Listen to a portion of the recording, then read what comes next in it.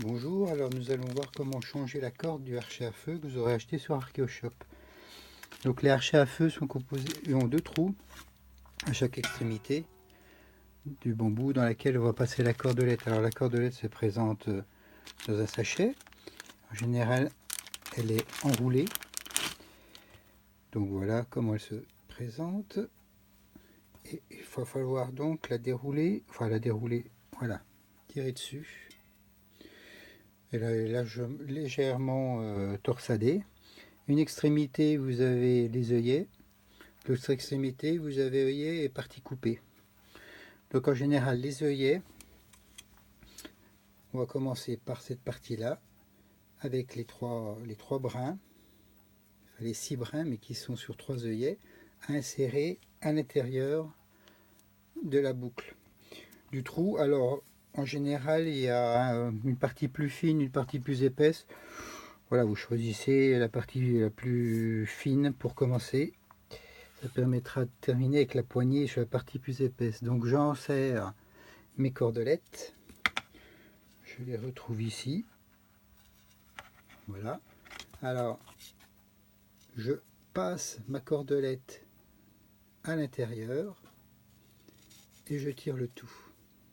Voilà. Et donc là, elle est nouée sur cette partie-là. D'accord. Deuxième extrémité. Donc, on va passer les cordelettes à l'intérieur ici.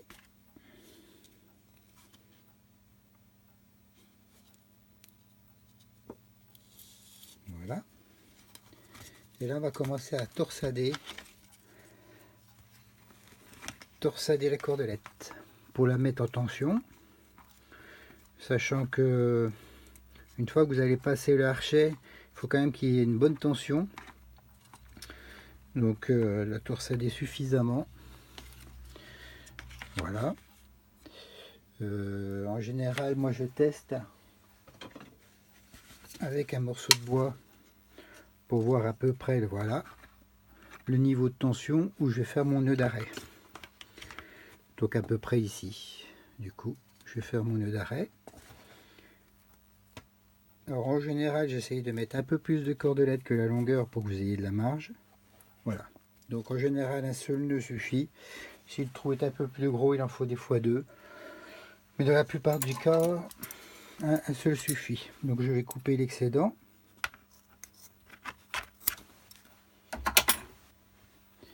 Voilà, que je vais pouvoir mettre au rebut. Donc vous avez ici, sur une extrémité, votre passage qui a été fait. Et donc à l'autre extrémité, ma boucle et mon nœud. Alors vous pouvez très bien l'utiliser tel quel, mais en général je fais une prétention.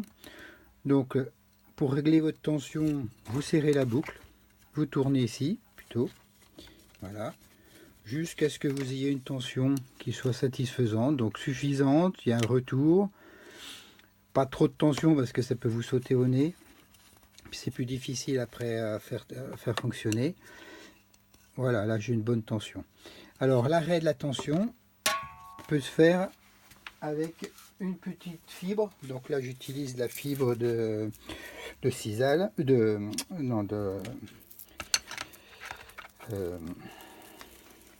voilà, de la fibre de... Ah ben, le nom m'est sorti de la tête. Alors, je bloque le nœud en fait, mais le nœud peut continuer de tourner. Donc, je le bloque en passant d'un côté de la corde, regardez bien, et de l'autre côté en bas. Donc, je fais 3-4 tours. Et après, je fais la même chose de l'autre côté. Par contre, là, je vais revenir à l'intérieur de la corde. Vous voyez, elle passe à l'intérieur à ce niveau-là.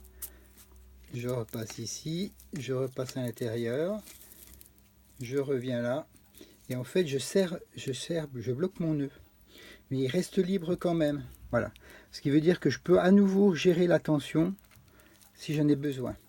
D'accord. Et puis après, donc je fais une boucle pour bloquer tout ça. Donc en fait, ma corde est bloquée, mais le nœud peut tourner.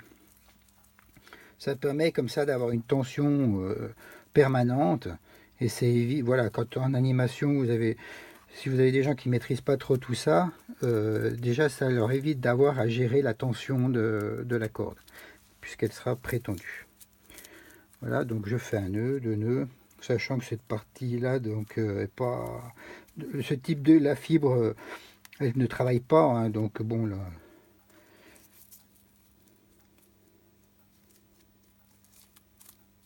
Voilà. Et je bloque, et je coupe tout ça.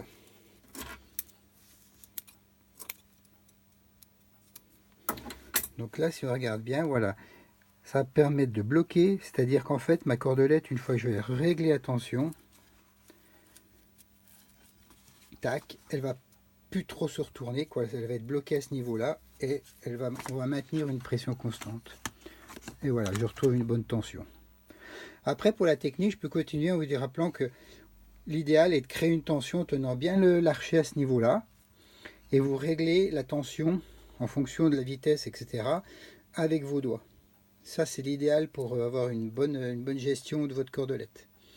Donc, quelle que soit la tension, à la rigueur, vous pouvez à nouveau gérer là.